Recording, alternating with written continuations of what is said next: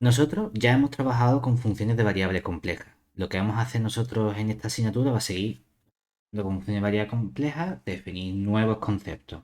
Al principio vamos a tener una especie de mini repasito de conceptos con los que ya hemos estado familiarizados previamente. Aunque hablamos aquí de serie de Laurent, vamos a trabajar también un poquito al principio con series de Taylor, con nuestras singularidades y todo ese comportamiento que teníamos con residuos y demás. Normalmente trabajamos en el plano complejo y en el plano complejo nos interesa coger ciertos subconjuntos. Es decir, habitualmente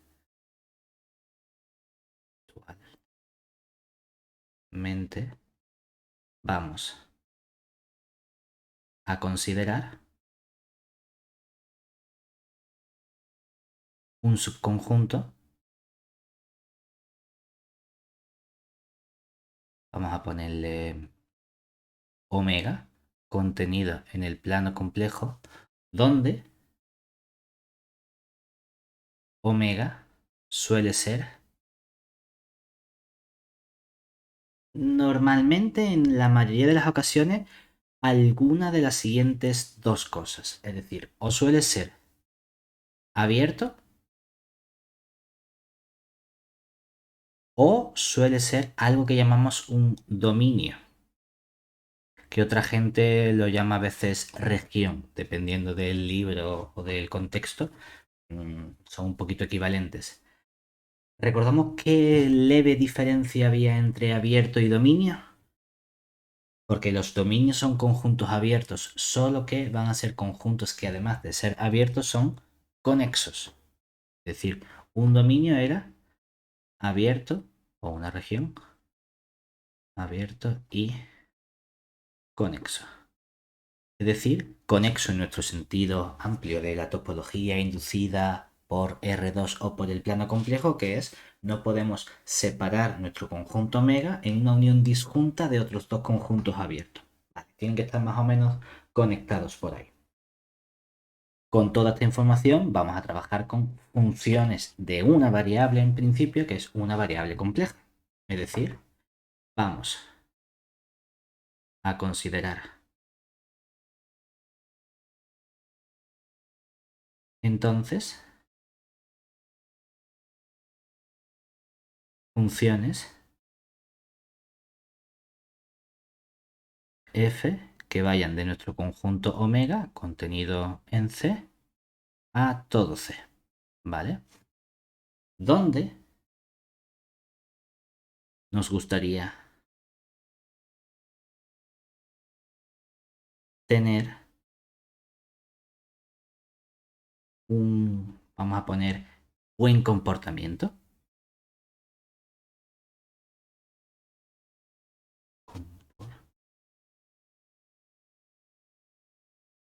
Comportamiento. Entonces, la pregunta es, ¿qué solemos entender nosotros por buen comportamiento de nuestras funciones en esta asignatura cuando trabajamos en variable compleja? Que sean holomorfas. Que sean holomorfas. ¿Qué significaba holomorfas? Analíticas. Vale, ¿qué significaba analíticas? Bueno, analíticas es que se puede expresar en serie de potencias. Exactamente, tenemos que tener Y cuidado porque holomorfas derivables. normalmente en los Diferenciables. reales o en R2 o en Rn, lo que sea, ser derivable y ser analítico son conceptos diferentes. Esos dos conceptos coinciden en la variable compleja, entonces los solemos utilizar de forma indistintiva sin que haya ningún problema. Holomorfa es simplemente el nombre viejito Derivable. que le vamos a dar a que la función sea derivable. Derivable en el Ujú. sentido habitual de una función de una variable. Es decir, recordemos que si tenemos un punto A perteneciente a omega y f es derivable en dicho punto A, entonces lo que tenemos que es que efectivamente existe algo que llamamos f' en el punto A que lo definimos como el límite cuando z tiende al punto A de f de z menos f de A entre z menos A. Y podemos hablar de que la f es derivable u holomorfo. Lo mismo es. Es decir, podemos hablar también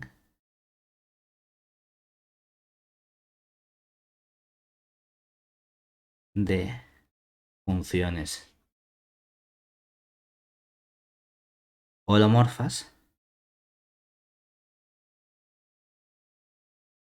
o derivables.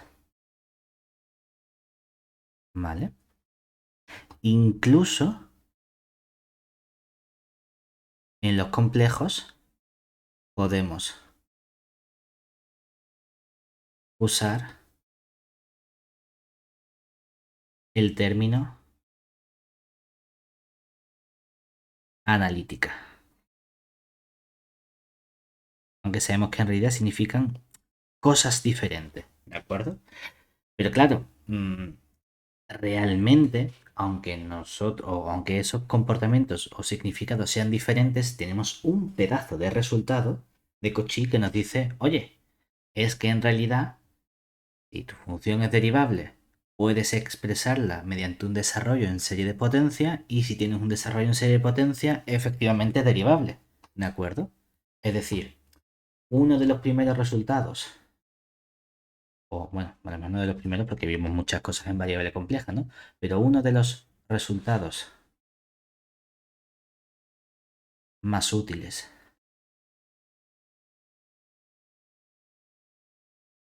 que solemos usar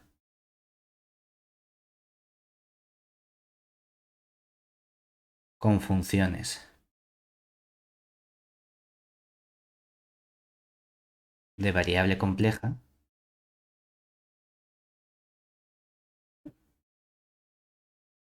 es precisamente, o hace referencia a la equivalencia entre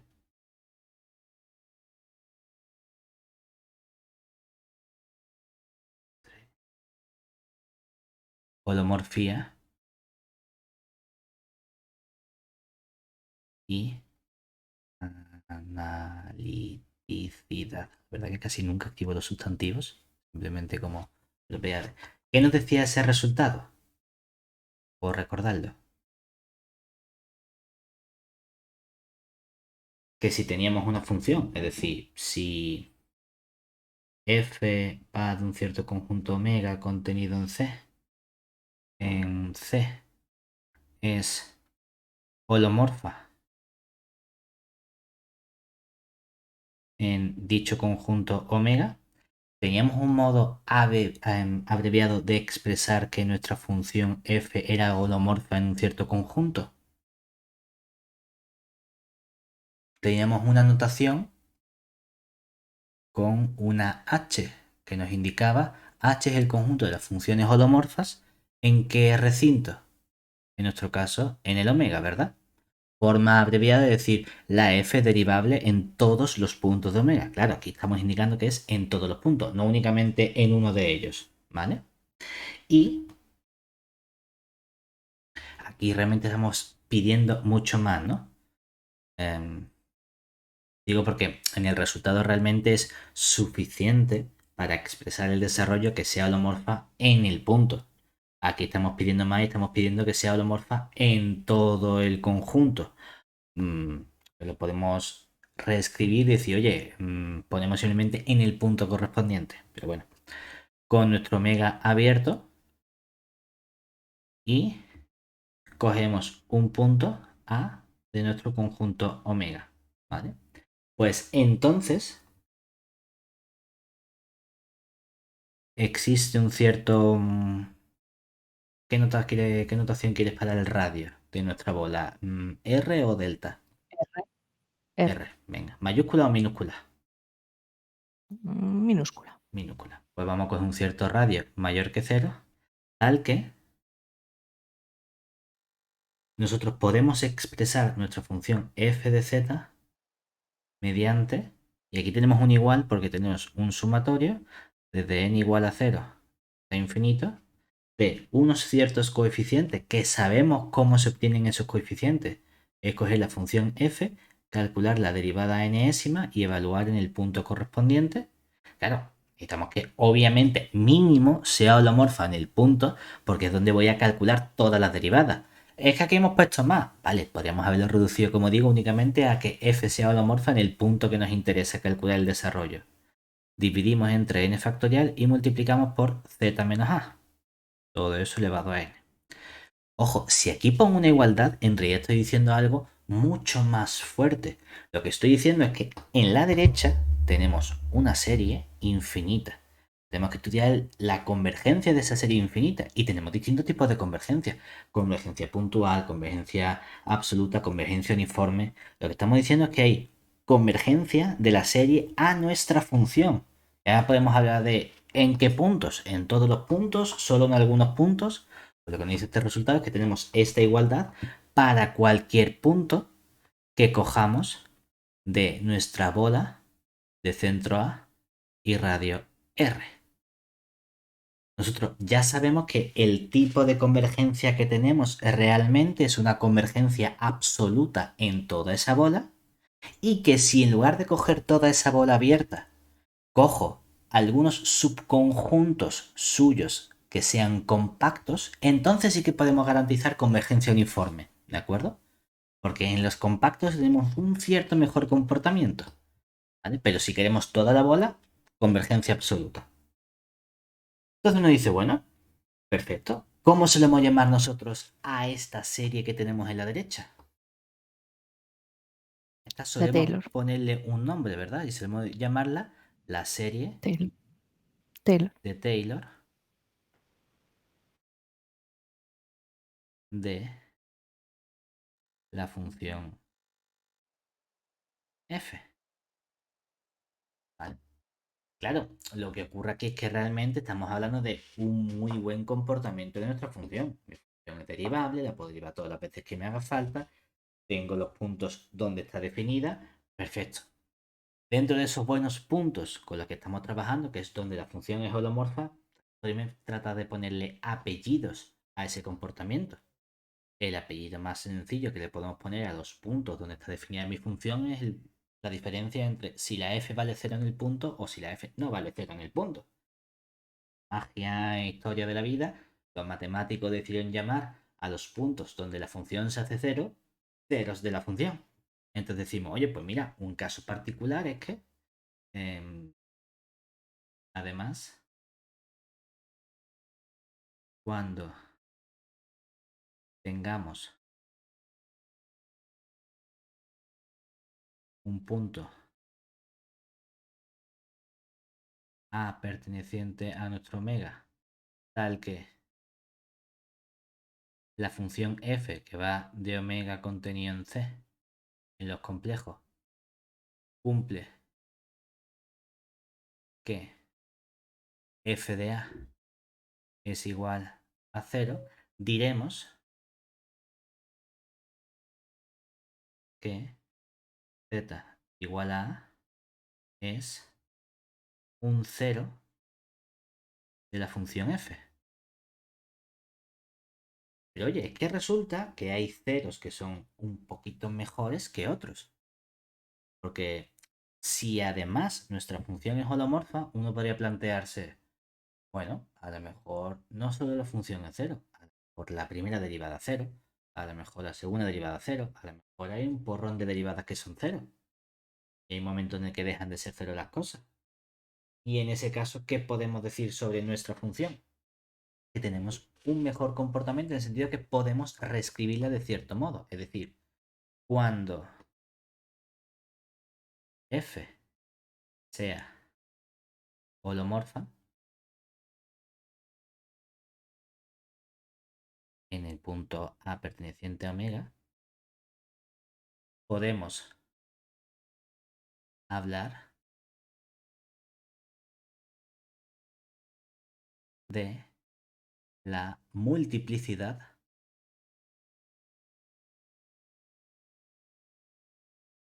del cero correspondiente.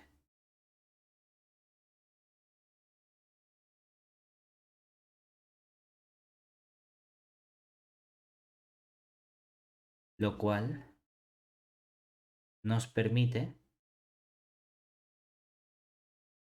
expresar además nuestra función f de z como una cierta potencia z menos a elevado a m por otra función g de z, siendo, para que esto tenga sentido, a es un 0 de f. F vamos a pedirle que sea holomorfa en nuestro conjunto omega. G va a ser también una cierta función holomorfa, que nosotros tenemos que averiguar, en nuestro omega. Y lo que verifica G en el punto A es que no es 0.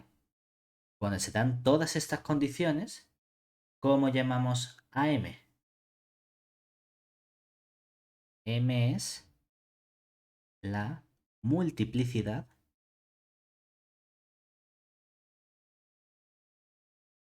del 0 de nuestra función f. Podemos hablar, por ejemplo, cuando m es igual a 1, ¿cómo lo llamamos? Un 0 simple. Cuando m es igual a 2, lo llamamos un 0 doble y así podríamos seguir hasta que nos aburramos de nombre, ¿vale? Claro, todo esto funciona muy bien porque tengo función de variable compleja, tengo un buen comportamiento que me interesa, que es funciones holomorfas, tengo puntos de nuestros conjuntos omega del dominio de mi función, todo va fantástico, pero ¿qué pasa si empezamos a tener problemas con la holomorfía? ¿Qué pasa si yo empiezo a considerar, oye, pues a lo mejor este punto la función no es holomorfa y tengo que empezar a hacer cosas diferentes? Hombre, lo fundamental de las funciones holomorfas es que las puedo expresar con series de potencia. Y las series de potencia son súper útiles porque son fácilmente derivables, fácilmente integrables, todo es maravilloso. Y además podemos sacar los coeficientes utilizando las derivadas. El problema es qué ocurre cuando los puntos empiezan a fallar. No hay serie de potencia. Vale, hay otro tipo de serie. Sí, se pueden hacer otras cosas. ¿Qué tipo de problemas tenemos? ¿Son todos los problemas igual de graves o hay algunos que podemos arreglar mejor que otros? En ese aspecto es donde entra el concepto de singularidad, normalmente de singularidad aislada. Entonces, vamos a tratar de ver qué significa para nosotros ese concepto de, oye, tengo una singularidad aislada en nuestra función. Definición.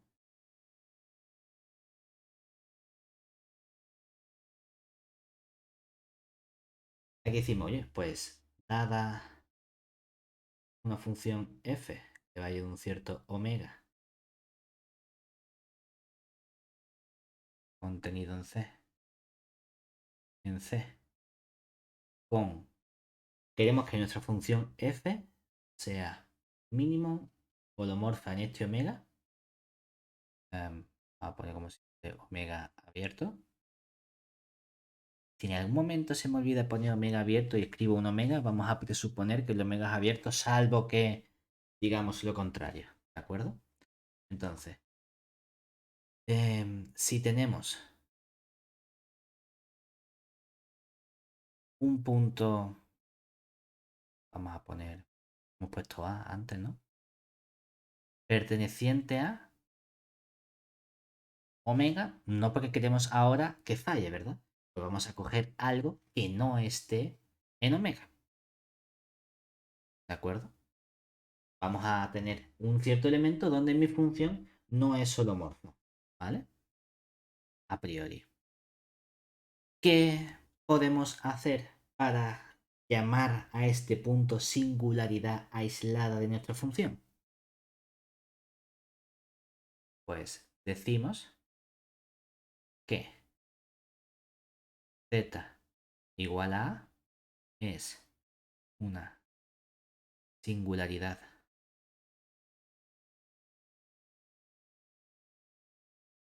aislada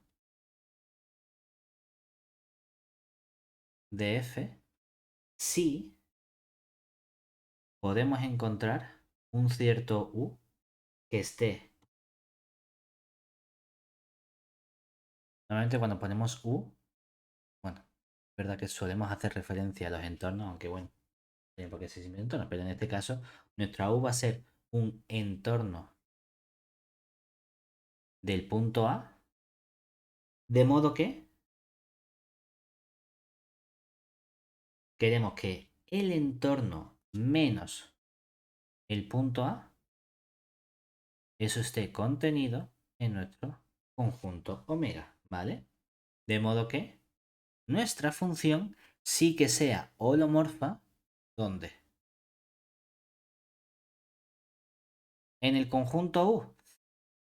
Hombre, en el conjunto U no lo sé, porque el conjunto U contiene el punto A y la idea es que en el punto A la cosa está fallando. Lo que necesito es que seguro que haya un buen comportamiento, exceptuando ese punto, ¿vale? ¿Por qué decimos o interpretamos esto como una singularidad aislada? Porque tenemos un punto donde puede haber un fallo de nuestra función, pero tenemos todo un entorno alrededor de ese punto donde todos los puntos que rodean a ese punto problemático A no nos dan ningún problema en cuanto a la holomorfía de nuestra función. ¿Qué vimos nosotros en variable compleja? Que existían esencialmente, bueno, es decir, esencialmente, que existían principalmente tres tipos de singularidades aisladas. Entonces, los tipos de singularidad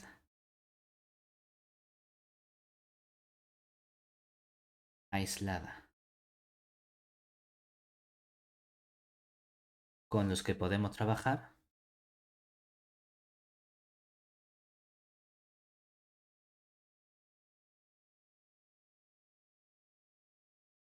son los siguientes.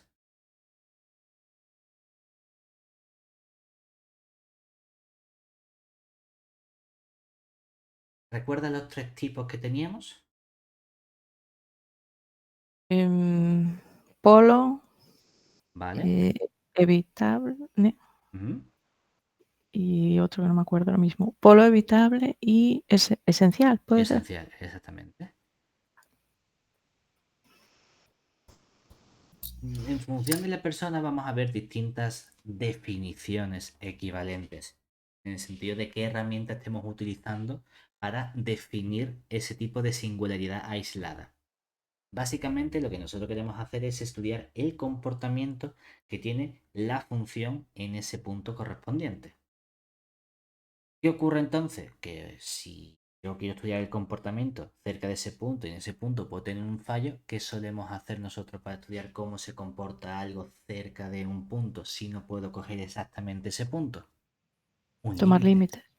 Entonces uno puede decir, oye, pues a mí lo que me encantaría es estudiar qué ocurre con el límite cuando nos vamos acercando a ese punto con nuestra función f de z.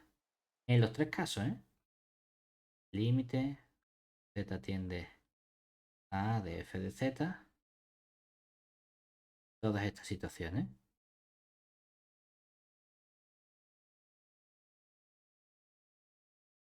¿Qué tres situaciones podemos encontrarnos nosotros con límites? Primero, que el límite exista y tome un valor en el cuerpo en el que estamos trabajando. En nuestro caso estamos trabajando en los números complejos. Por lo tanto, una situación sería, existe este límite y vale una cierta cantidad L. ¿De acuerdo? Por ejemplo, ¿qué función podría tener este comportamiento? Pues una función f de z igual al seno de z partido de z en z igual a cero. Oye, pues sí, en el cero no está definida. En el cero tengo un problema, pero en realidad puedo tratar de hacer algo para conseguir un buen comportamiento de nuestra función. Perfecto. ¿Qué ocurre con los polos? Con los polos, lo que ocurre es que nuestro límite, ¿cuánto vale? Se va, Se va a infinito, ¿no? Infinito, ¿verdad? Como por ejemplo, ¿con qué función?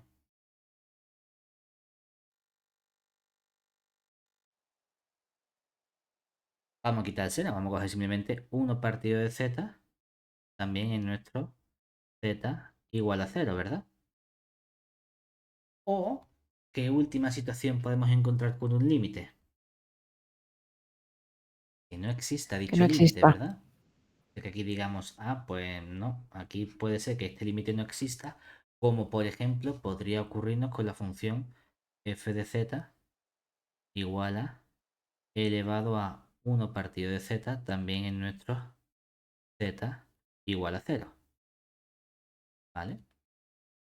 Entonces dice, bien, podemos tener distintos comportamientos. Dentro de estas situaciones, la evitable es que podemos arreglar el problema y conseguir una función que finalmente tenga nuestro buen comportamiento. Los polos realmente, como tienen un comportamiento hacia infinito, si le diésemos la vuelta, podemos conseguir que dividiendo o haciendo ese cambio de variable fuese un comportamiento hacia cero. Entonces, realmente un polo y un cero tienen esencialmente el mismo comportamiento, pero cambiando la función f por 1 partido por f. ¿Eso qué significa? Que si tenemos ceros de funciones con un cierto orden, también podemos hablar del orden del polo, simplemente estudiando la función 1 partido por f. ¿Bien hasta aquí? ¿Qué vamos a hacer nosotros? Sí. Vamos a cambiar el tipo de conjunto ahora en el que vamos a trabajar. Porque normalmente, ¿con qué tipo de conjunto estamos trabajando cuando la función tiene un buen comportamiento? Cuando la función es holomorfa, tenemos nuestro desarrollo de Taylor y ese desarrollo de Taylor es válido en una cierta bola abierta, centrada en ese punto. ¿Qué ocurre? Que ahora vamos a tener un punto donde no tengo un buen comportamiento. Me gustaría quitarme ese puntito. Claro, si tuviese un buen comportamiento tendría una bola. Si le quito un puntito, tengo una bola con un agujerito. Ese agujerito puede ser más o menos grande. ¿Con qué tipo de recinto geométrico vamos a estar trabajando? Con algo que llamamos coronas en principio. Correcto. Las coronas son generalizaciones de nuestras bolas si entendemos o permitimos que el radio podría ser cero también. En el momento en el que el radio es cero, la corona se ha convertido en no hay agujero en nuestra bola correspondiente. Decimos, venga, pues vamos a estudiar ahora el comportamiento en nuestras coronas. Es decir, vamos a hablar de funciones holomorfas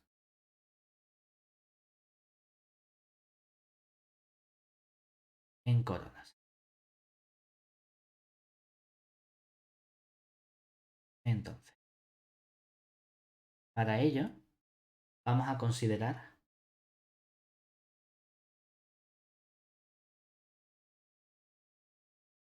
un punto A perteneciente al plano complejo y la corona, que va a ser, pues,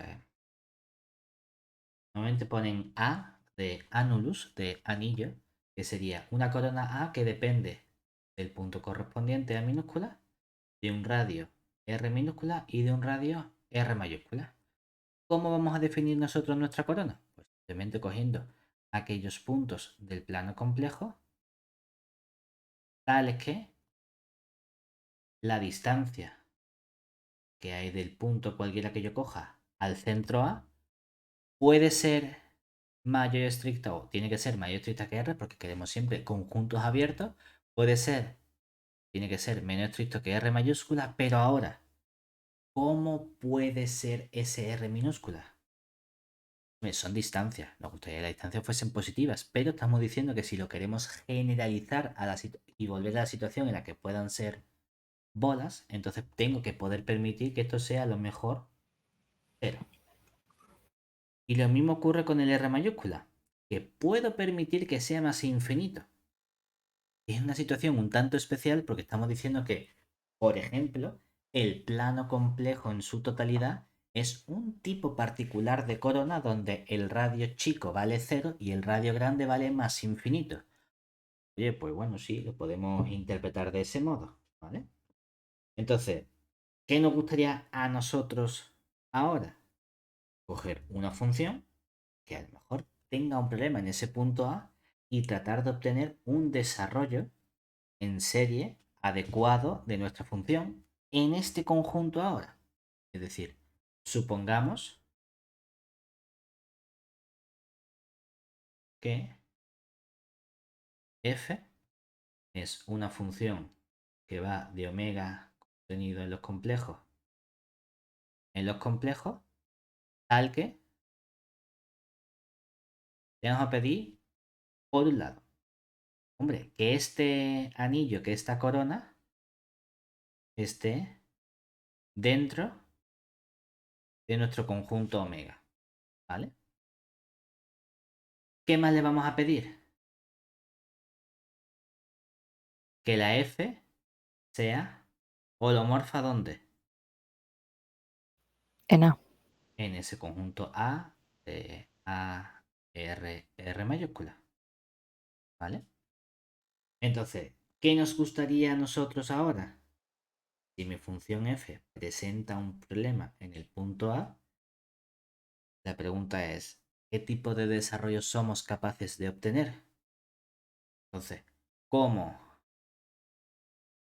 f no es holomorfa o no es derivable en z igual a A, sabemos que no será posible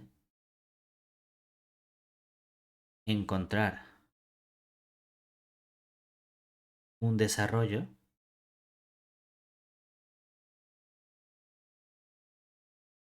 en serie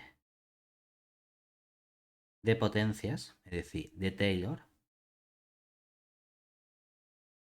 de la forma sumatorio desde n igual a 0 e infinito de unos ciertos coeficientes a sub n por el z menos a elevado a n. Pregunta, ¿por qué no es posible encontrar ese desarrollo?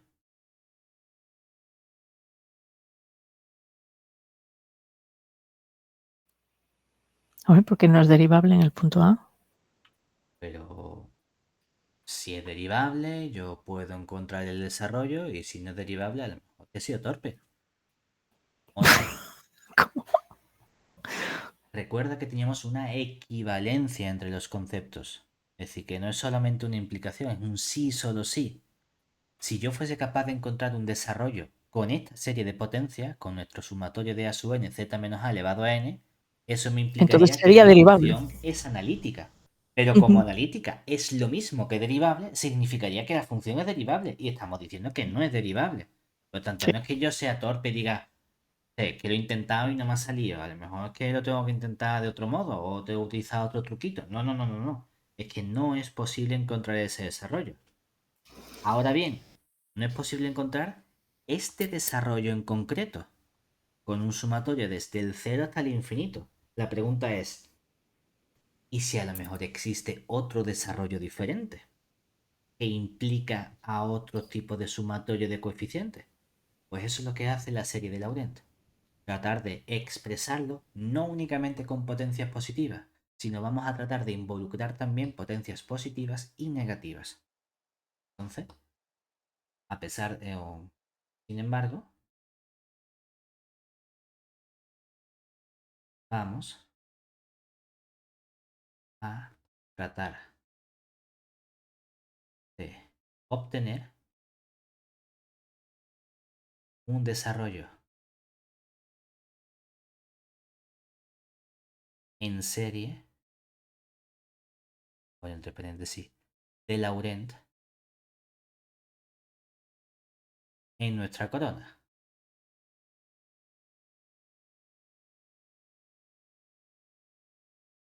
para lo cual buscamos expresar la función como Pues lo que nos gustaría es expresar f de z igual a un sumatorio, en principio, con n perteneciente a todos los enteros.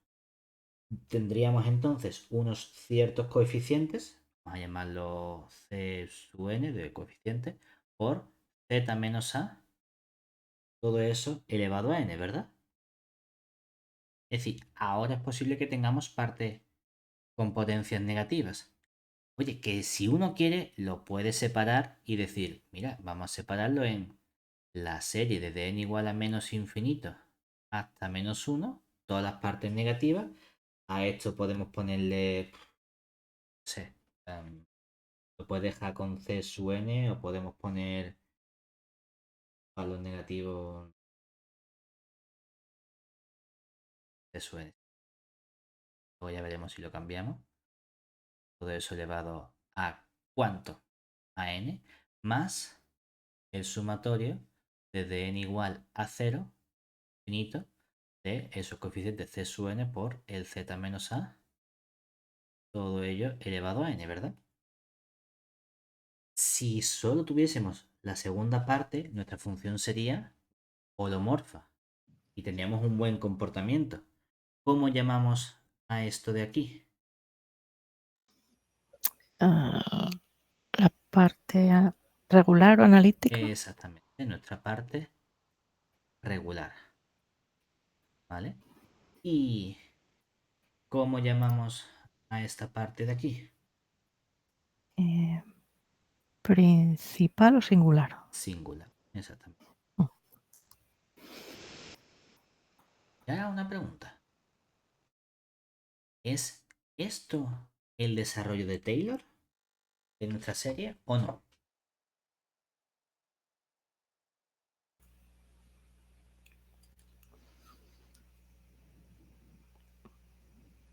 No, Pero es la misma suma que cuando hacemos Taylor, ¿no? no, pero tienes la parte singular. Sí, sí, digo, si solo tuviese, o Ah, sea, la parte azul, tengo una suma de dos cosas, ¿verdad? ¿Podría llamar a la parte azul serie de Taylor de F? Y la parte morada la llamo parte singular. Digo, en vez de no, llamarlo parte regular, llamarlo serie de Taylor, porque es la misma expresión, ¿verdad? no, porque la serie de Taylor tiene las derivadas y Bueno, pero aquí no hay todavía no hemos derivadas. dicho qué aspecto tienen esos coeficientes C sub n. A lo mejor esos coeficientes C sub n son las derivadas, no lo sé. Mm. ¿Cuál es el problema? El problema es que, aunque las series se parezcan, aunque las series sean iguales, dónde están definidas esas series es diferente. Ujú. La serie de Taylor está definida en toda la bola, incluida en el punto correspondiente. Nosotros, esta expresión que llamamos, que entendemos como nuestra serie de Laurent, ¿qué dominio de convergencia tiene? Hemos dicho, sea cual sea el z que cojamos de nuestro anillo, de nuestra corona, de centro A, radio R minúscula y radio R mayúscula. ¿Vale? O sea que en el punto A no tenemos garantizada esa convergencia. Que aunque sea la misma cosa o puedan parecer la misma serie con coeficiente, con potencias positivas y demás, no puedo llamarlo serie de Taylor porque no tengo convergencia en ese origen. ¿Vale? De hecho, normalmente, cuando definimos también nuestras singularidades aisladas de las funciones variable compleja, solemos definirlas también en función del comportamiento de la parte singular que tiene nuestra función cuando calculamos ese desarrollo. Es decir, recordemos que las singularidades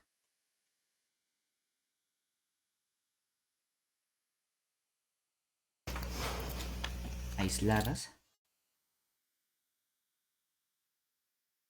de f también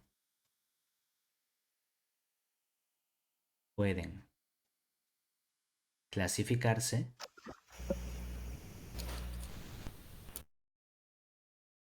en función del comportamiento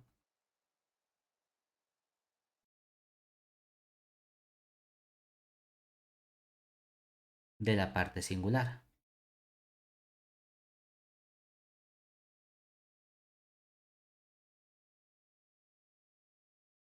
¿Qué tenía que ocurrir entonces con nuestras tres? Habíamos puesto 1, 2 y 3.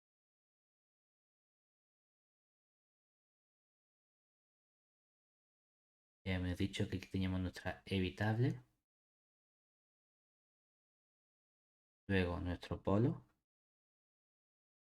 Y luego la esencial.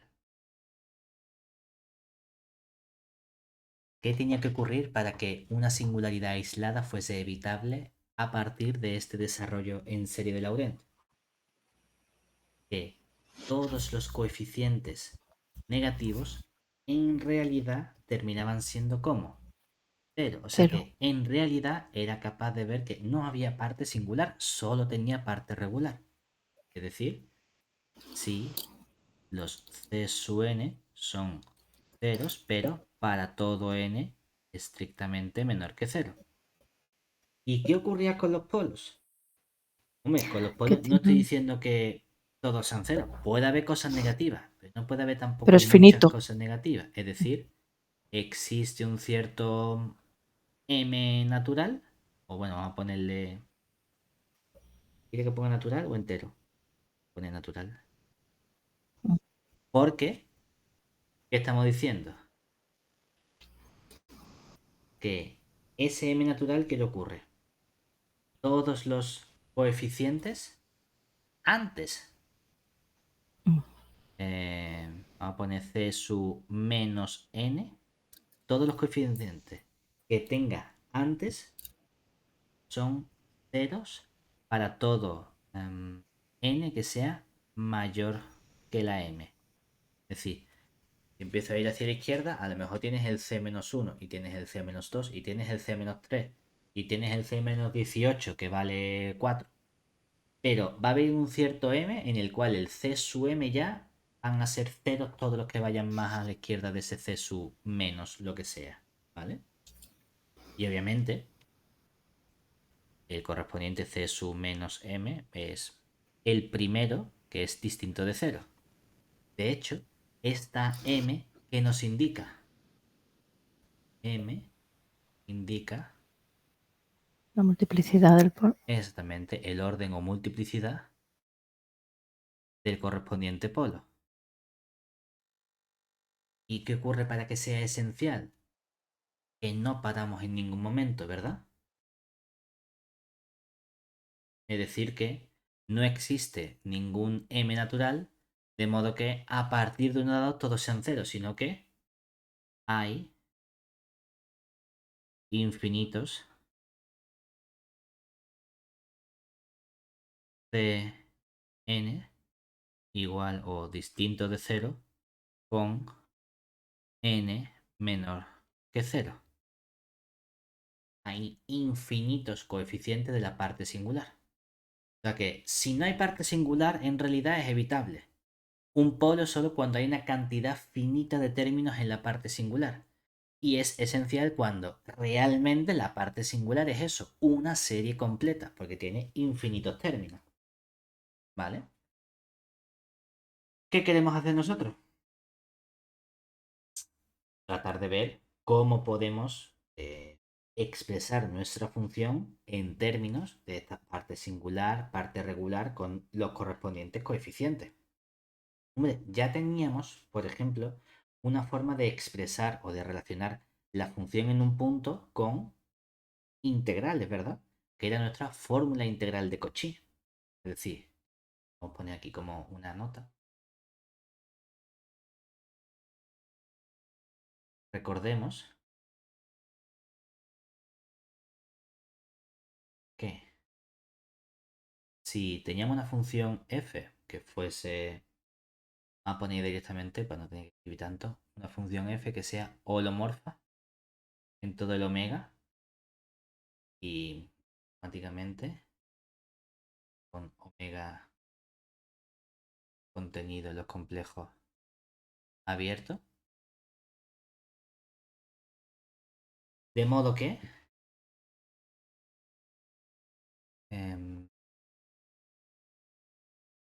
Recordemos que si tenemos nuestra función holomorfa con omega contenido en C abierto, entonces para todo punto, vamos a poner A, que cojamos del interior, no del interior de omega, porque omega es un conjunto abierto, obviamente coincide con su interior, pero vamos a coger un compacto que esté contenido en omega, no un compacto cualquiera, vamos a coger una bola cerrada, es decir, interior del conjunto D con D contenido en nuestro omega, que sea un... Ponemos disco, ponemos bola, disco o bola cerrada. Entonces se tiene que... ¿Cómo podemos expresar nuestra función f en ese punto A? Como 1 partido 2pi por la integral. Claro, la integral quiero que sea una integral a lo largo de una curva. Si tengo mi disco D, que es cerrado, tiene una frontera, que la frontera de ese disco cerrado es una circunferencia. Bueno, pues vamos a llamar gamma a esa circunferencia. Si uno quiere, como empieza y termina en el mismo sitio, puedes poner el simbolito bonito de la integral con el circulito así, o deja la integral sin el circulito. No pasa nada. El circulito es porque queda más hijito poner el circulito, ¿vale? Entonces tenemos aquí esto de f de z entre z menos a diferencial de z, donde gamma es nuestra frontera del conjunto D, ¿verdad? ¿Y cómo se llamaba este resultado? El resultado era precisamente la fórmula, Fórmula integral. exactamente, fórmula integral de Cauchy.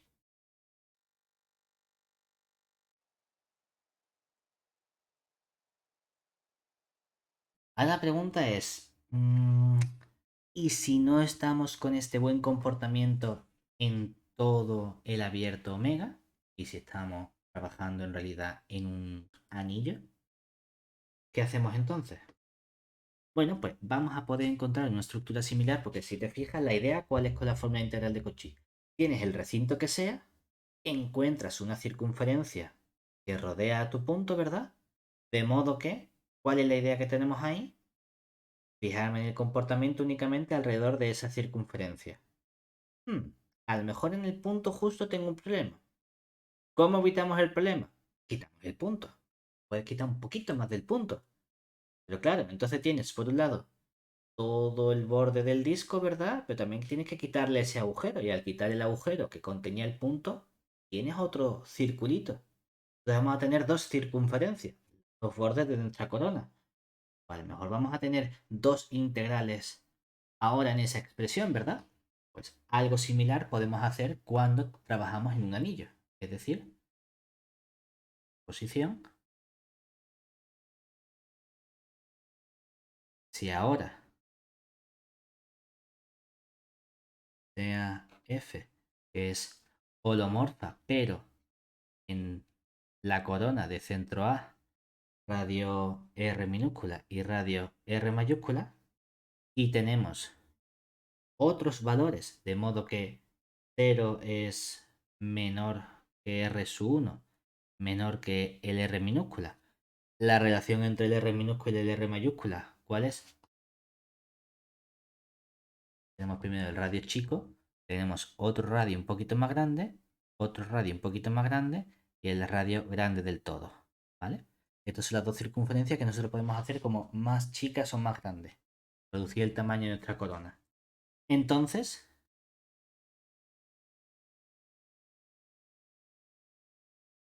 ¿cómo podemos expresar nuestra función f? ¿Lo quieres con la misma notación? ¿F de A? ¿O quieres otro punto distinto? Bueno, no, es que hemos puesto la aquí. Vamos a poner entonces otro f de z. La función en cualquier punto z, queremos ver cómo se expresa eso, sea cual sea el punto que yo coja dentro de esa circunferencia o de ese disco, ¿verdad? ¿Y ahora cuál sería el disco? Vamos a llamarlo también D, por ejemplo. Vamos a llamarlo, a poner interior de D, igual que hemos hecho aquí, ¿vale? Con, ¿cuál es ese D? Ese D lo vamos a definir nosotros mediante una subcorona, es decir, cogemos los Z pertenecientes a C, tales que la relación es que 0 es el radio, porque ya hemos dicho que el radio es mayor que 0, que R sub 1 es menor que Z menos A menor que R2, ¿vale? Si queremos que el disco sea cerrado, pues ponemos aquí menor o igual, menor o igual. Y entonces el interior es el disco abierto o la corona abierta correspondiente. Y obviamente hemos visto que esto ¿dónde está? Contenido no en omega. Lo hemos llamado a nuestro omega ahora ese anillo o corona de centro A, radio R minúscula y radio R mayúscula. ¿Sí? Imagínate que el radio R sub 1 fuese 0. Si el radio R sub 1 es 0, en realidad tenemos un disco. ¿Y qué nos dice si tenemos un disco? Si tenemos un disco es la fórmula integral de Cauchy, ¿verdad? Por lo tanto, en el caso del disco, ¿qué tendría que aparecer? Tendría que aparecer 1 partido 2 pi i, la integral en una cierta curva, ¿verdad? ¿De qué función? De la función f, como hemos utilizado aquí z, vamos a poner aquí otra variable, f de... ¿Qué letra quieres? Vamos a poner la z fija. De variable compleja puedes poner w, no pasa nada. Esto es la z.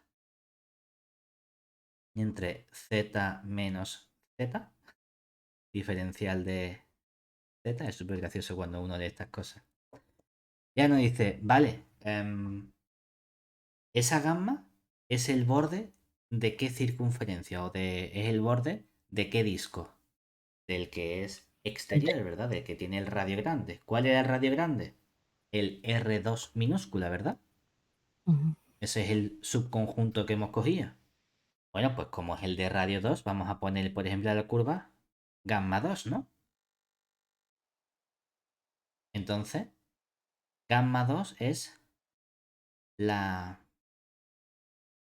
eh, la circunferencia de centro A y radio R sub 2, ¿cierto? Vale. Pero si el radio R1 no es 0, hay otro trocito que quitamos, ¿verdad? ¿Y qué ocurre con ese otro trocito? Que si uno piensa en el comportamiento, cuando nosotros representamos aquí nuestra circunferencia, claro, tú estás diciendo, pues mira, tienes aquí una circunferencia y tienes aquí otra circunferencia, ¿verdad? La exterior es la que vamos a llamar gamma sub 2. La interior es la que llamamos gamma sub 1. Y lo que nosotros estamos haciendo es estudiar lo que ocurre en medio, ¿verdad? Esa es nuestra región. ¿Bien hasta ahí? Nosotros siempre Sí. tenemos que coger las integrales en el sentido positivo, ¿verdad? Por lo tanto, las dos curvas estarán orientadas del mismo modo. Pero el problema es que a lo mejor el sentido positivo cambia porque nuestra regla de orientación positiva es que si tú dibujas una flechita, la flechita para que esté orientada positivamente, si fuese una personita, la parte izquierda, tu brazo izquierdo, tiene que ir dentro de la región. Vale, a lo mejor no es la mejor forma de definirlo o de entenderse, ¿no? Pero esto significa que esta es la orientación positiva. ¿Cuál es el problema? Claro, si cojo esta circunferencia con esta orientación y dibujo la misma orientación para gamma 1, ¿qué ocurre? Pues yo No, digo, está al pues revés. oriento las dos iguales. Ya, Ujú. pero el problema es que si tú la dibujas de este modo, entonces la parte izquierda no está tocando a tu conjunto, sino que tendría que ir al revés. Lo cual significa que la orientación positiva para gamma 1 tendría que ser justamente en el sentido contrario, ¿verdad? Ujú. Pero claro, si yo las cojo directamente, Y aquí pongo ahora nuestra integral, o bueno, pone el 1 partido 2 pi i por la integral en esa curva gamma 1 de nuestro f de z entre el z menos z diferencial de z, y llamamos gamma sub 1 a la circunferencia de centro A y radio r sub 1, estas dos cosas tienen distinta orientación. Si la orientación positiva es la de gamma 2, para decir que quiero la orientación correcta, tengo que poner qué signo con gamma 1. Menos. Sí. Menos, pues así de simple. Esto es lo que nos dice nuestro resultado. Es decir, que podemos extender o generalizar esta fórmula integral de Cauchy también al caso en el que tenemos coronas, ¿vale? Por lo tanto, uno dice, oye, pues si precisamente soy capaz de generalizar esta fórmula integral de Cauchy, a lo mejor también somos capaces de generalizar ese desarrollo que hayamos hecho de Taylor al caso de las coronas. Oye, es que realmente ya lo sabíamos, ¿verdad? Hemos visto que podemos, mediante la serie de Laurent, expresar la función mediante estas dos series. ¿Cuál era el único problema que teníamos aquí? Que no sabíamos cómo calcular esos coeficientes a priori, ¿verdad? Simplemente que sí, hay una serie por ahí que podemos expresar con una parte de potencia negativa y una parte de potencia positiva que tendrán sus correspondientes coeficientes, pero no me has dado una fórmula para calcular explícitamente esos coeficientes. Ah, bueno, pues vamos a hacerlo como decíamos con Taylor, con las derivadas. Ah, no, claro, con las derivadas no, porque no podemos derivar. Entonces dice, jejeje, putadation. Si no podemos derivar, ¿qué intentamos hacer? Pues como hemos sido capaces de generalizar la fórmula integral de Cauchy, la fórmula integral de Cauchy en realidad lo que hace es relacionar la derivada con las integrales. Es que nosotros no vemos aquí ninguna derivada. Hemos puesto el primer caso de fórmula integral de Cauchy. Este primer caso de fórmula integral de Cauchy es para la función. Cuando la función es holomorfa, en estos puntos podemos generalizarlo para las derivadas, ¿verdad? Y decir, la derivada enésima con su n factorial es esto, pero abajo en lugar de tener z menos a, una vez aparece z menos a tantas veces extra como vayamos a estar derivando, ¿verdad? O sea que lo podíamos relacionar también la fórmula integral de Cauchy para el cálculo de las derivadas.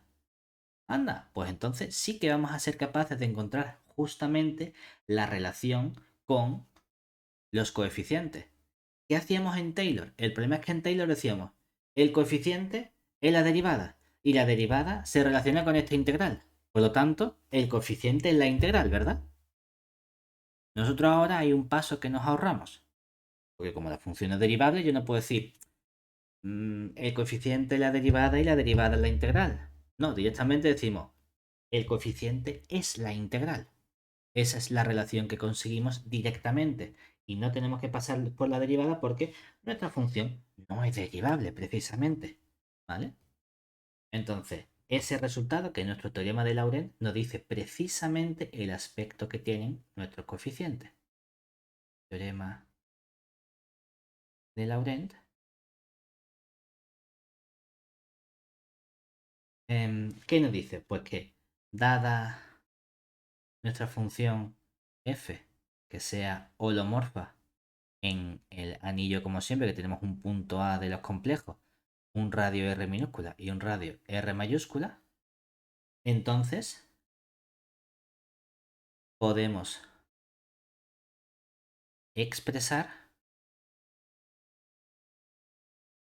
nuestra función f de z igual al correspondiente desarrollo. ¿Cuál es ese correspondiente desarrollo? Hemos dicho la parte positiva y la parte negativa, ¿verdad? Es decir, podemos poner aquí el sumatorio desde... Realmente antes, ¿qué hacíamos? Antes poníamos el n igual a 0 hasta infinito, ¿verdad? De los coeficientes a sub n por el z menos a elevado a n, ¿verdad? Esto sería nuestra parte regular.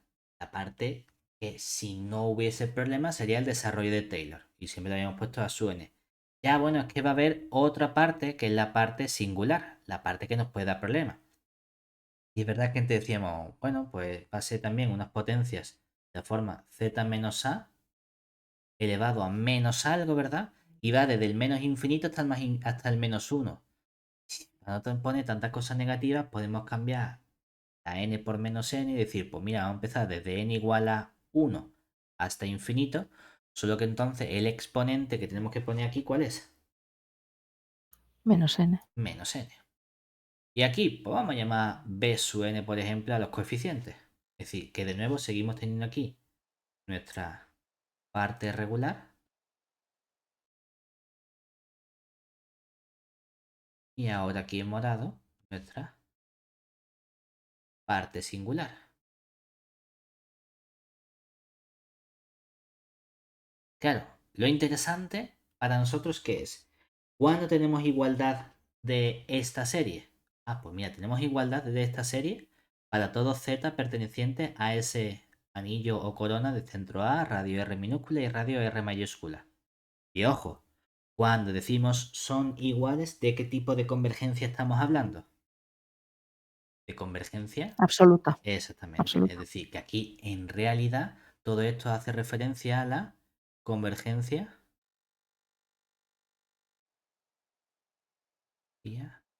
absoluta.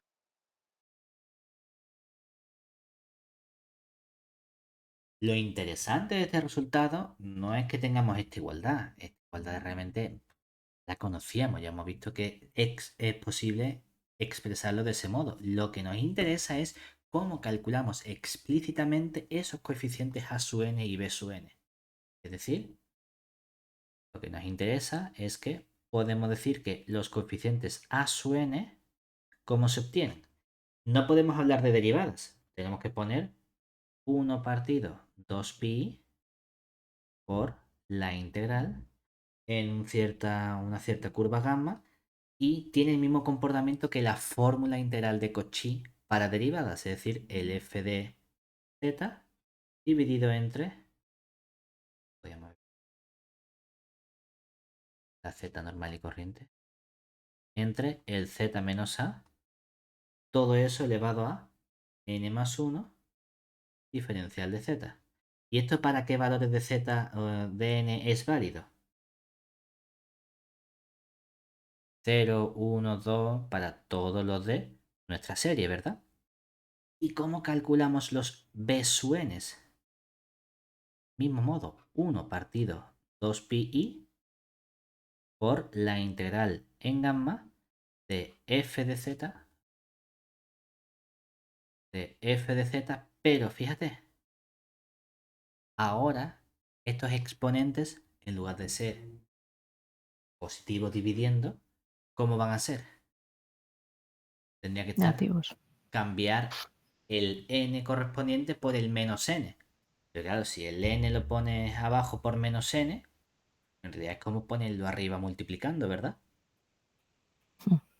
Es decir, si yo cambio z menos a elevado a n, lo cambio por z menos a elevado a menos n, lo que estoy diciendo es que para qué voy a poner algo dividiendo con un exponente negativo, para eso del tirón lo pongo multiplicando. Efectivamente, ponemos aquí nuestro z menos a elevado a ¿cuánto? A n. Y ojo, si pongo elevado a n, fíjate que esto empieza siempre en 1 más, ¿verdad? Por lo tanto, tenía que ser en n menos 1, para que sea el contrario de lo que hay abajo, ¿verdad? Cuando cambio el n más 1 por menos n, se me cambian las dos cosas de signo y nos queda n menos 1 arriba. Todo eso diferencial de z. Y esto sería válido para todo n desde 1, 2 en adelante. Vale. Pregunta. Estamos haciendo un integral en una curva. ¿Quién es esta curva? ¿Quién es este gamma que tenemos aquí?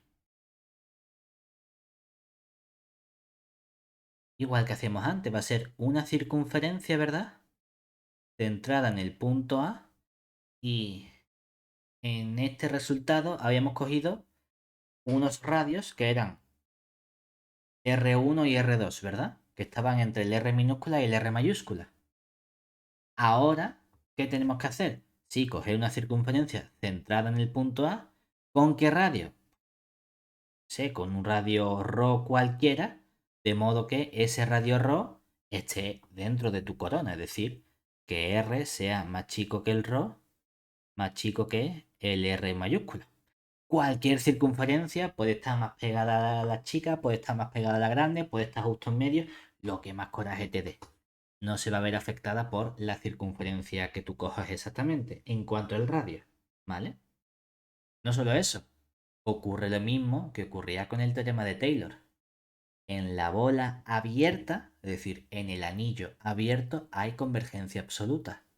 Si en lugar del anillo abierto o la bola abierta cojo subconjuntos compactos, entonces, ¿qué tipo de convergencia podemos garantizar? Convergencia uniforme. Es decir, Uniforme. además,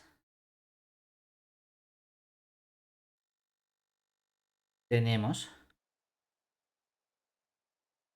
convergencia uniforme en compactos. En el libro habla de coronas compactas o de coronas cerradas, porque prefieren no llamarlo compacto. Pero realmente podemos trabajar con cualquier tipo de compacto, no tiene por qué ser una corona. Quiero decir que si por lo que sea tu conjunto compacto hace una cosa así, sigue habiendo convergencia uniforme. Aunque digan, es que no es una corona, porque le han pegado un bocado aquí al donut. Bueno, ya, no pasa nada, ¿de acuerdo? Es decir, que aquí seguimos teniendo convergencia uniforme en compactos K, siempre que esos compactos K estén completamente contenidos en nuestra corona A. ¿Bien hasta aquí? Sí. Sí. Venga, vamos a ver, o vamos a recordar, cómo se podían calcular nuestras series de Laurent. ¿De acuerdo? Vamos a coger una función sencillita. La función más sencillita que nos podemos echar en cara son cocientes racionales y cosas así. Es decir, ejemplo, consideremos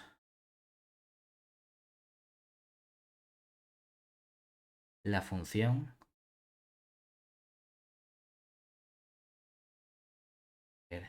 f de z que sea 1 entre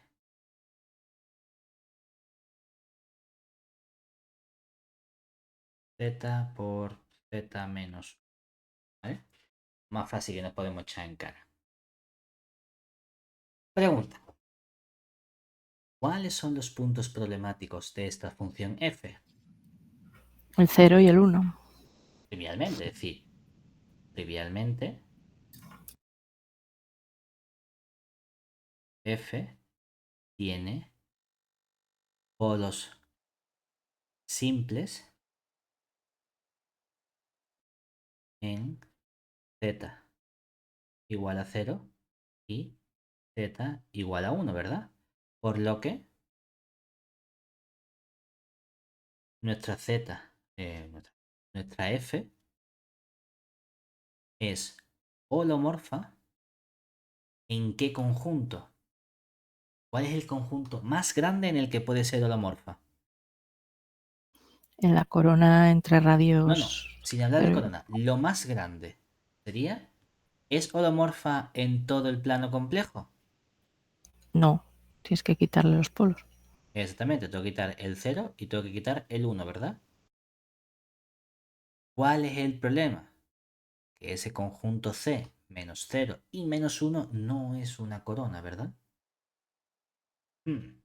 Entonces, como ese conjunto no es una corona, vamos a tratar de ver qué coronas podemos definir, ¿cierto?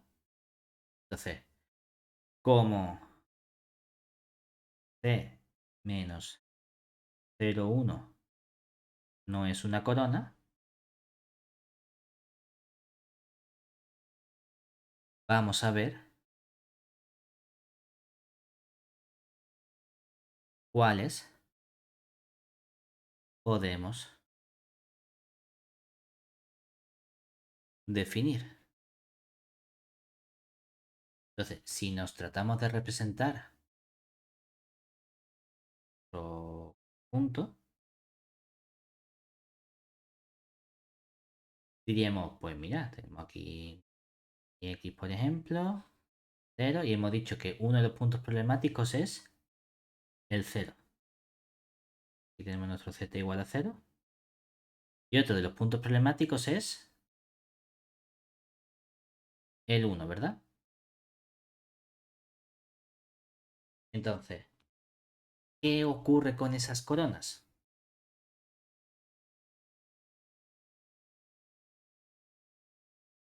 ¿Qué podemos hacer nosotros? Las coronas tienen que estar centradas en los puntos correspondientes, ¿verdad?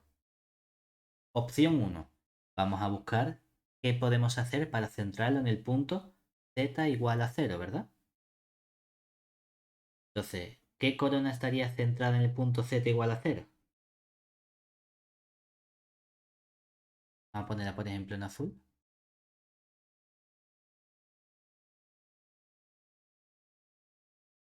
Si yo cojo el z igual a 0, ¿verdad? ¿Qué tenía que hacer? Coger algo un poquito más grande que este, ¿cierto?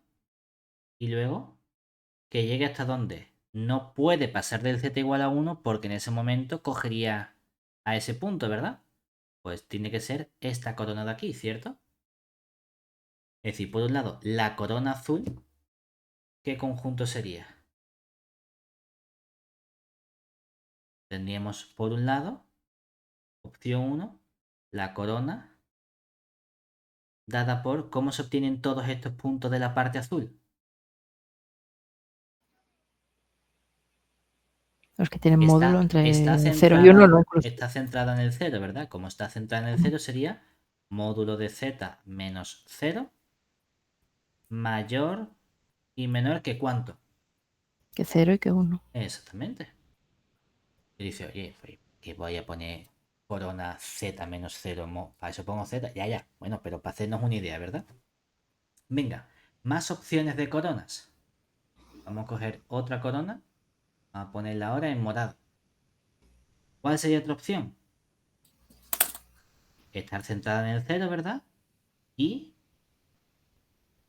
empezar. Creo que va a ser más sencillo si en vez de dibujar uno encima de otro, copiamos el dibujito varias veces. Una cosa, vamos a poner esto aquí.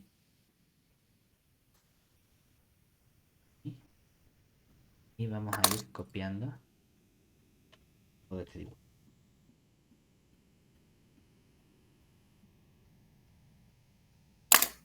Entonces, vamos. Ahora veremos cuántas hay, ¿no? Esta columna lo que estamos diciendo es que aquí cogemos, en el azul, cogemos toda esta parte, ¿verdad?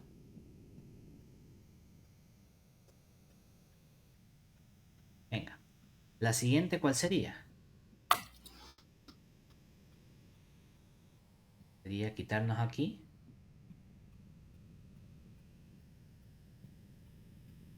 Debería quitar. Debería quitar el punto. Vamos a ponerle en morado. Ahora.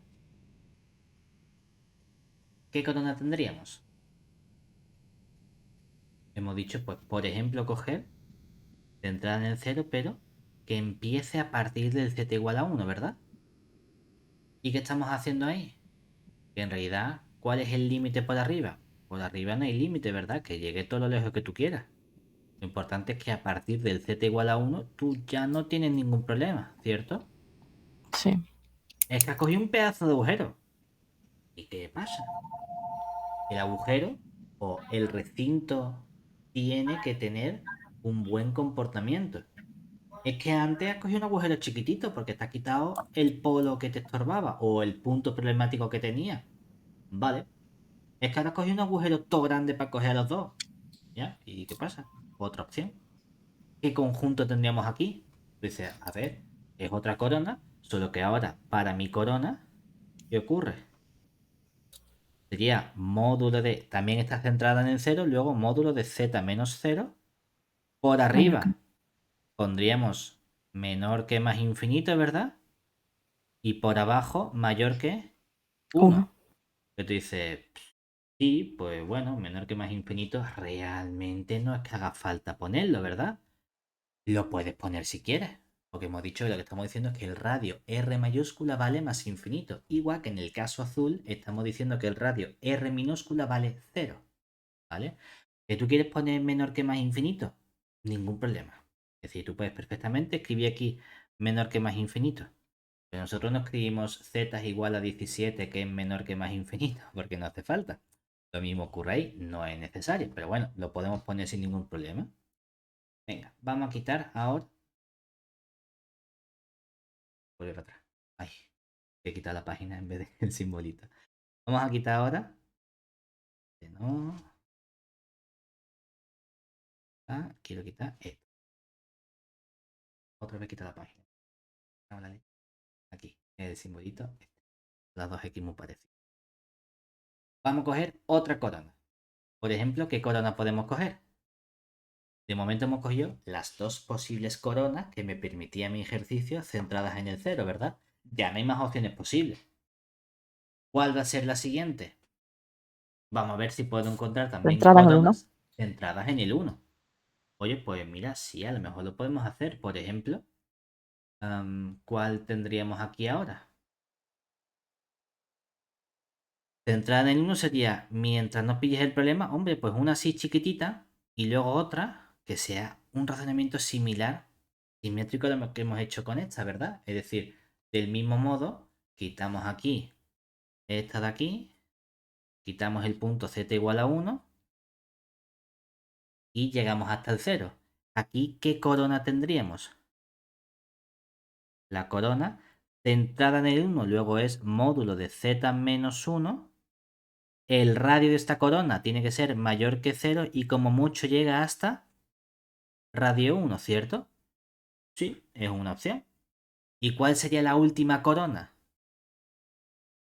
Podemos dibujarla. Vamos a dibujarla aquí encima porque ya no caben más.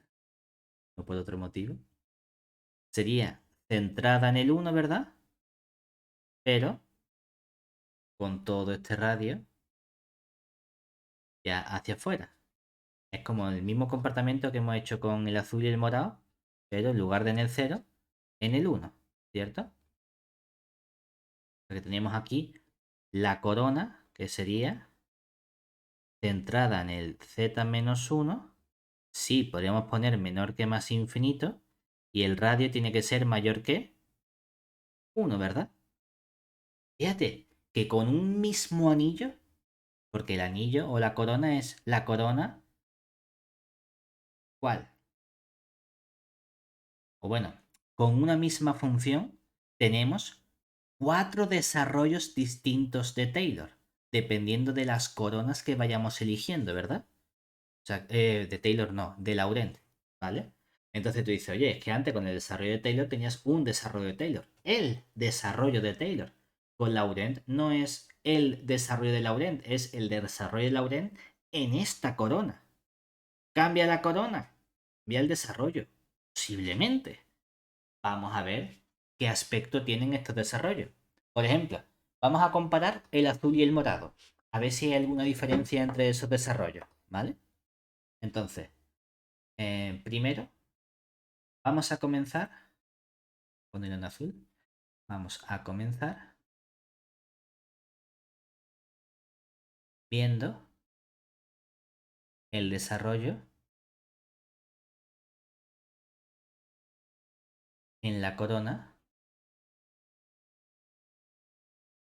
que sería A de centro 0, radio minúscula 0, radio mayúscula 1, ¿verdad? Que esto es lo mismo que el conjunto de todos los z pertenecientes a C, tales que, como hemos puesto ahí, 0 es menor que módulo de z, que es menor que 1. Para ello, observemos que la función que teníamos nosotros era f de z igual a 1 partido z, habíamos puesto z menos 1, ¿verdad? ¿Podemos descomponer esto en fracciones simples? Pues como Sí, son haciendo. polinomios y Sí. demás, será algo, en principio, algo entre z más algo entre z menos 1, ¿cierto? ¿Cuánto tendrían que valer a y b? Hombre, si valiesen, como son más o menos sencillos, ¿no? Si valiese 1, 1 la a y 1 la b, te quedaría el z menos 1 más el z. No, pero si la b fuese menos 1, ¿verdad? Perdón, si la a fuese menos 1, ¿qué ocurriría? Que esta expresión me quedaría menos z más z, que es 0, menos menos 1 sería más 1, ¿verdad? O sea que lo único que tenemos que hacer aquí es poner la a por menos 1 y la b por 1. Eso aquí porque es sencillo, si no, pues tranquilamente lo hacemos para sacar los valores a y b. Entonces, piensa que queremos calcular el desarrollo en este anillo, ¿verdad? El anillo me indica el tipo de potencia que estoy buscando. Como es módulo de z menos c, es decir, módulo de z, quiero potencias de z, ya sean positivas o negativas. Hombre, fíjate, esto de aquí, en azul, esto de aquí, ya es una potencia de z, ¿verdad? ¿Qué potencia de z es? Es z elevado a menos 1. ¿Una potencia negativa? Ya tengo una potencia, ¿verdad? Ahora, ¿esto de aquí es una potencia de z? No, es una potencia de z menos 1. Y a mí me gustaría tener potencias de z. ¿Cómo lo hacemos? Vamos a tratar de reescribir esta parte.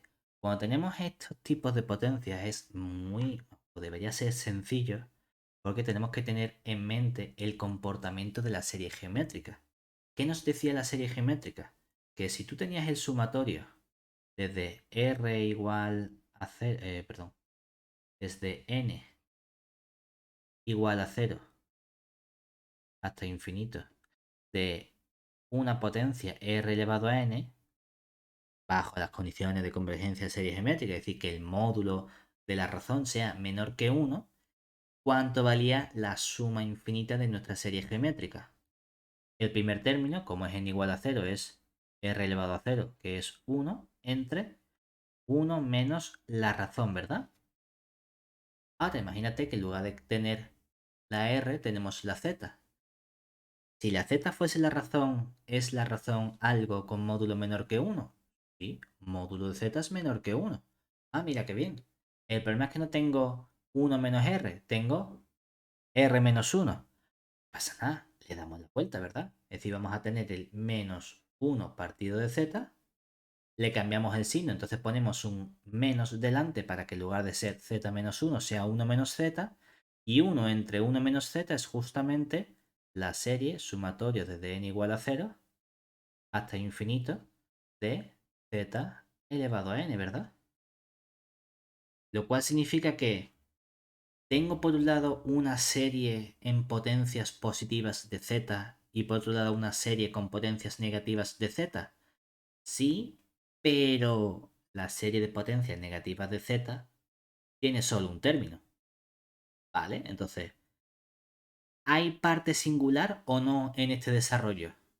Si hay parte singular porque hay un término. Da igual, mientras haya uno al menos, se nos putea y no podemos decir que es un desarrollo de Taylor. Como tengo mínimo un término, ya sé que hay parte singular. ¿Hay infinitos términos? No, no hay infinitos términos. Por lo tanto, la singularidad de la que estabas hablando no es una singularidad esencial, es un polo. De Ujú. hecho, ¿cuál es la potencia más grande negativa que aparece? ¿Solo hay una? Vale, pues como solo hay una, la potencia más grande que aparece es ella misma, que es z elevado a menos 1, o 1 entre z elevado a 1. Ese grado es lo que hemos llamado el orden del polo. Que habíamos dicho antes que era un polo simple, justamente porque la mayor potencia que aparece dividiendo es z elevado a 1. Ah, pues tenemos aquí nuestra parte singular y por aquí nuestra parte regular. Mira qué bien. Oye, pues vamos a hacer lo mismo, pero vamos a cambiar ahora la corona en la que trabajamos. Es decir, análogamente,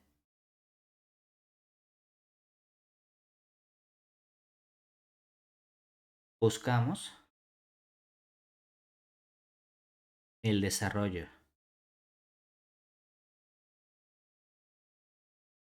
de Laurent en la corona A, que seguía estando centrada en el 0, pero ahora ¿qué ocurría? En la morada el radio chico valía 1, ¿verdad?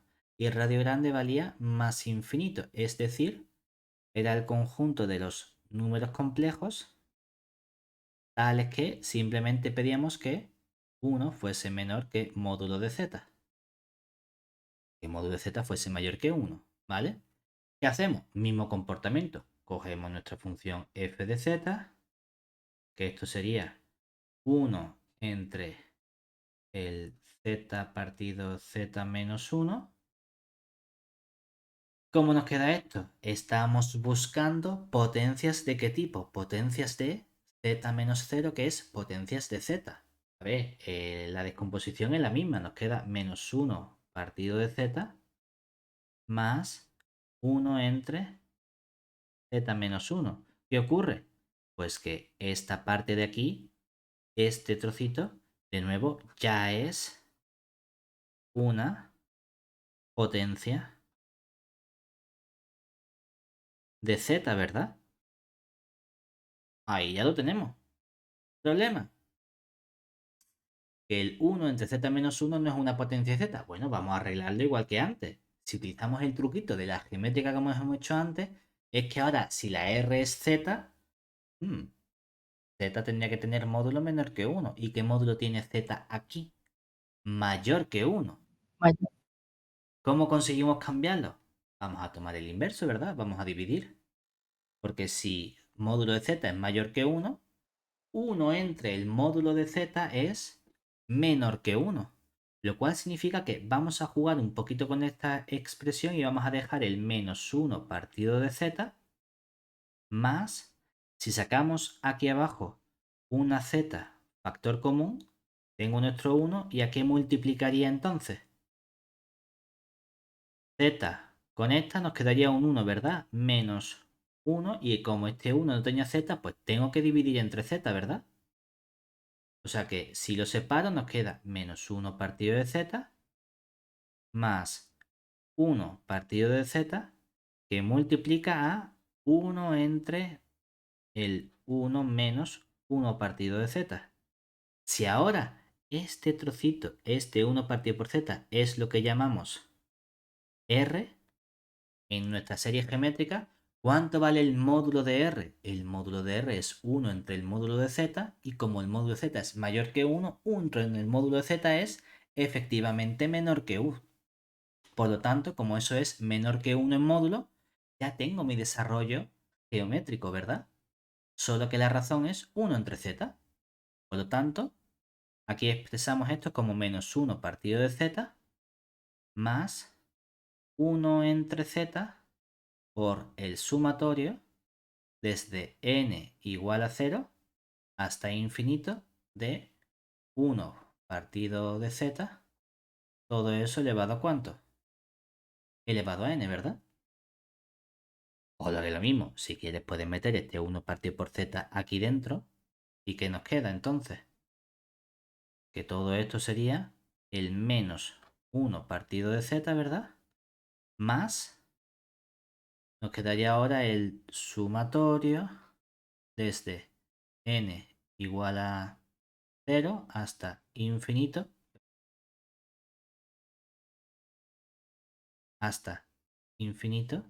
de 1 partido z, todo eso elevado a N más 1. n más 1. Oye, pues genial, tenemos otro desarrollo de Laurent diferente porque hemos cambiado la corona en la que estamos trabajando, ¿verdad? Así de simple. Si quieres, haz una última cosa. Intenta encontrar cuáles serían los dos últimos desarrollos de Laurent en estas dos últimas coronas, es decir, como potencias de z-1 entre 0 y 1 y como potencias de z-1 entre 1 y más infinito. A ver qué obtenemos ahí y qué aspecto tienen esos desarrollos. Si te fijas, vamos a utilizar exactamente la misma descomposición, solo que cuando lo hagas con z-1 dirás, ah, pues este 1 entre z-1 ya es una potencia de z-1. El que habrá que arreglar será el de z.